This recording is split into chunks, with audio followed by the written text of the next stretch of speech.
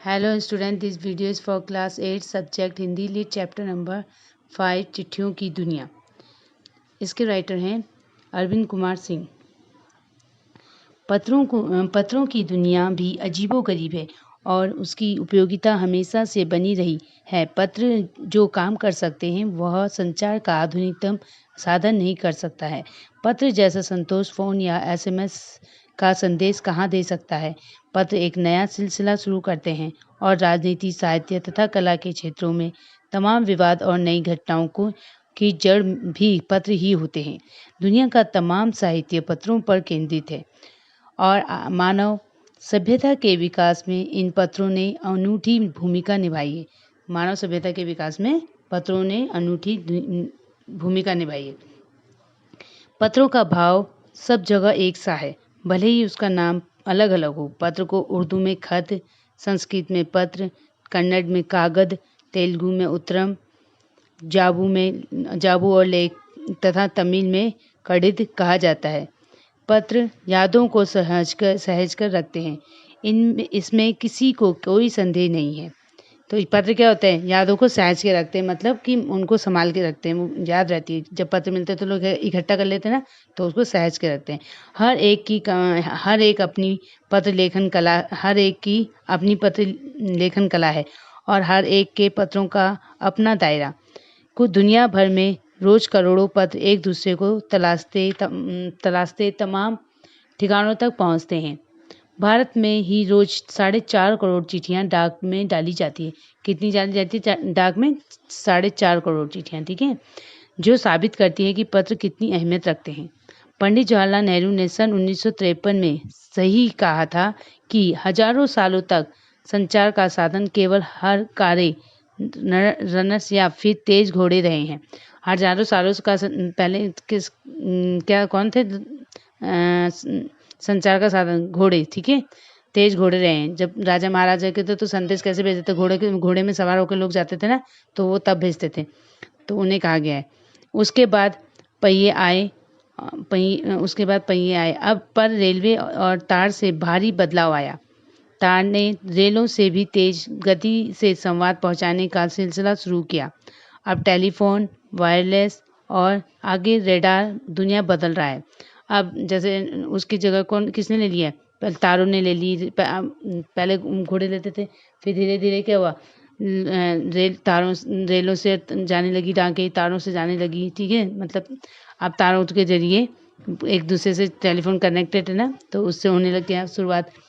अब टेलीफोन आ गए, वायरलेस आ गए, आगे रेडार, दुनिया बदल रहा है। पिछली शताब्दी में पत्र लेखन में एक कला का रूप ले लिया। पिछली शताब्दी में पत्र लेखन ने एक कला का रूप ले लिया। डाक व्यवस्था के सुधार के साथ पत्रों को सही दिशा देने के लिए विशेष प्रयास किए गए।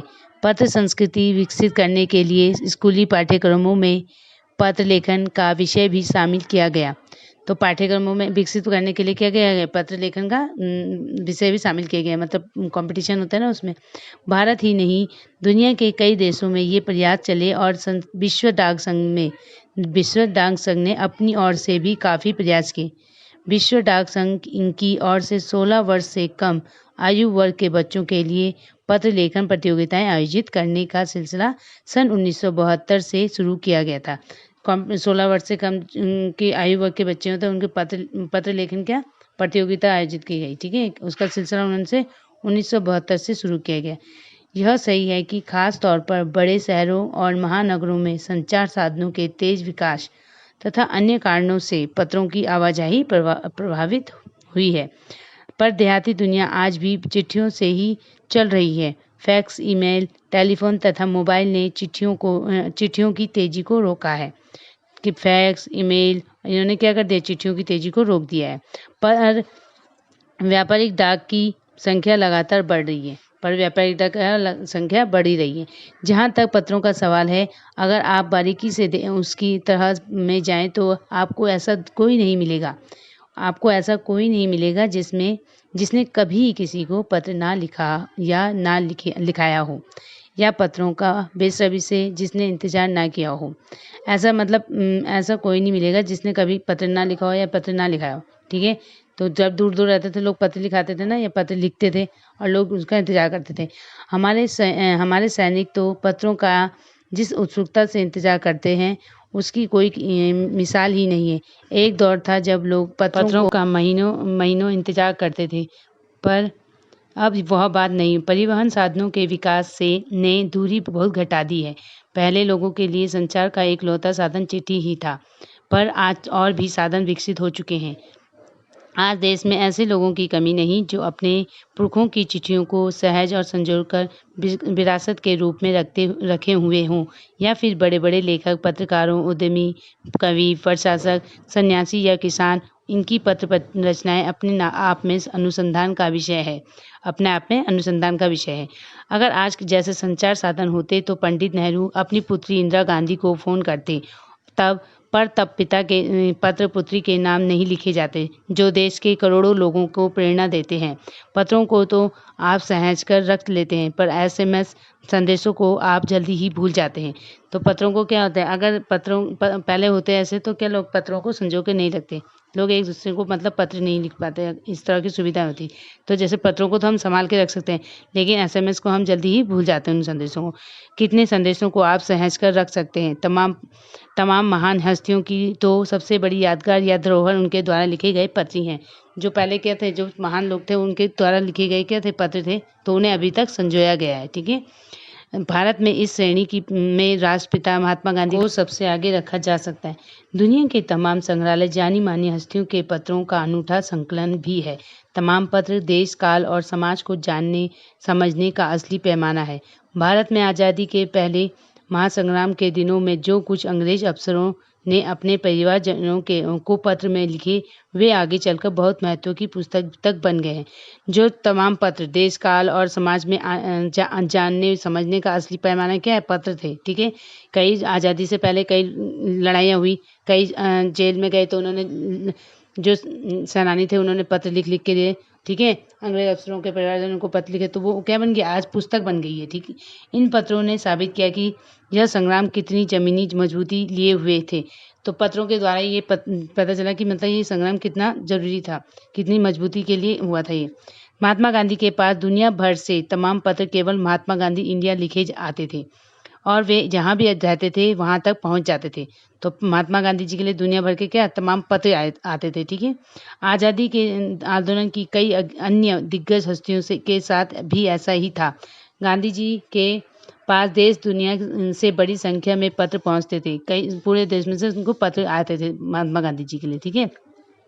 पर पत्रों का जवाब देने के लिए मामले में उनका कोई जोर नहीं था। कहा जाता है कि जैसे ही उन्हें पत्र मिलता उसी समय वे उनका जवाब लिख देते थे। तो महात्मा गांधी जी को जैसे ही किसी का पत्र मिलता था, चाहे कितने भी लोग थे, वो उनको तुरंत जवाब वापस कर देते, उनका जवाब दे देते थे। अपने हाथों से ही ज़्यादातर पत्रों का जवाब देते थे। जब लिखते लिखते उनका दाहिना हाथ दर्द करने लगता तो वो बाएं हाथ से लिखना में जुट जाते थे। महात्मा गांधी ही नहीं, आंदोलन के तमाम नायकों के पत्र गांव-गांव में मिल जाते हैं।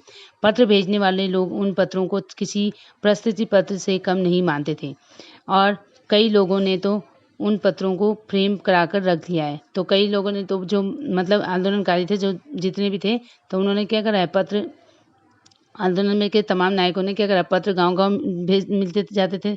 तो वो जो भी लोग थे, उन पत्रों को क्या है प्रस्तुति पत्र समझकर उन्हें अपनी फोटो फ्रेम में चिपका दिया है। यह तो पत्रों का जादू है। यही नहीं, पत्रों के आधार पर ही कई भाषाओं में जाने कितनी किताबें लिखी जा चुकी हैं। ठीक है। पत्रों के आधार पर ही कई लोगों ने किताबें लिख डाली उसमें। वास्तव में पत्र किसी दस्तावेज से कम नहीं है। पंत के 200 पत्र, बच्चन के नाम और निराला के पत्र हमको लिख्यू है कहा, तथा पत्रों के आईने में दयानंद सरस्वती समेत कई पुस्तकें आपको मिल जाएंगी। ठीक है। ये पत्रों के द्वारा लिखी गई है। कहा जाता है कि प्रेमचंद खास तौर पर नए लेखकों को बहुत प्रेरक जवाब देते थे तथा पत्रों के जवाब में वे बहुत मुस्तैद रहते थे। इसी प्रकार नेहरू और गांधी के लिखे गए रविन्द्रनाथ टैगोर के पत्र भी बहुत प्रेरक थे। गांधी और रविन्द्रनाथ टैगोर के जो पत्र थे, जो उन्होंने पत्र लिखे थे, वो भी क्या थे, बहुत प्रेरक थे। ऐसे पत्र लिखते थे कि लोगों को उससे प्रेरणा मिलती थी। महात्मा और कवि के नाम से महात्मा गांधी और रविन्द्रनाथ टैगोर के बीच सन 1915 और 1941 के बीच के पत्राचार का संग्रह प्रकाशित हुआ।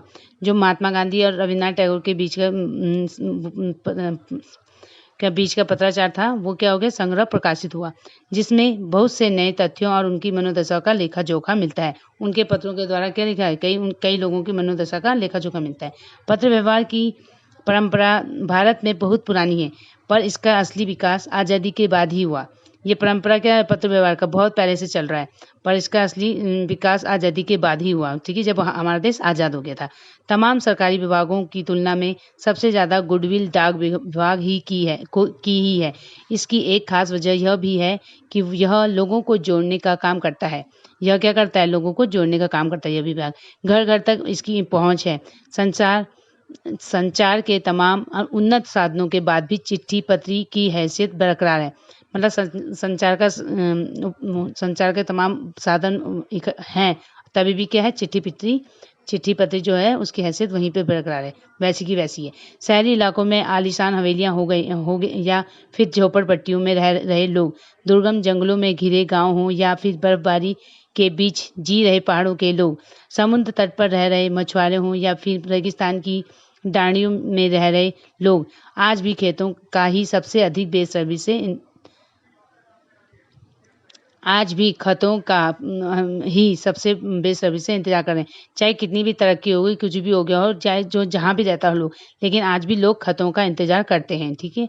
एक दो नहीं, करोड़ों लोग खतों और अन्य सेवाओं के लिए रोज भारतीय डाकघरों के दरवाजों तक पहुँचते हैं। कई अभी भी डाकघरों में बहुत भीड़ रहती है ना, तो कई लोग अभी भी डाकघरों की सेवाओं का दरवाजे तक पहुँचते हैं, मतलब उनका डाकघरों वालों पोस्टमैनों का इंतजार करते हैं अपने खतों के लिए।